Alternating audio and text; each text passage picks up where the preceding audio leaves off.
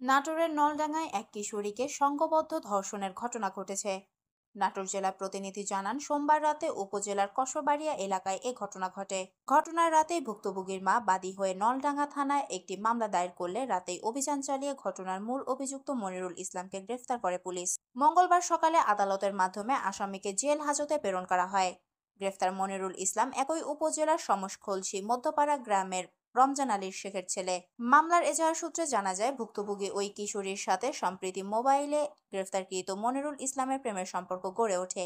গত ২০ অক্টোবর রাতে মনিরুল ভুক্তভোগী কিশোরীকে বেড়াতে নিয়ে যাওয়ার কথা বলে নলডাঙ্গা কসবাড়িয়া গ্রামে নিয়ে গেলে সেখানে মনিরুল ইসলাম ও তার সাথে থাকা সেলিম ও হাবিব ওই কিশোরীকে একাধিকবার ধর্ষণ করে। এরপরে ওই কিশোরীর চিৎকারে এলাকাবাসী এগিয়ে এলে অভিযুক্তরা পালিয়ে যায়। নলডাঙ্গা থানার ভারপ্রাপ্ত কর্মকর্তা ওসি রফিকুল ইসলাম জানান, ঘটনার সাথে জড়িত মূল অভিযুক্তকে রাতে গ্রেফতার করে আদালতের মাধ্যমে জেল হাজতে প্রেরণ করা হয়েছে। বাকি অভিযুক্তদের গ্রেফতার করতে অভিযান অব্যাহত আছে।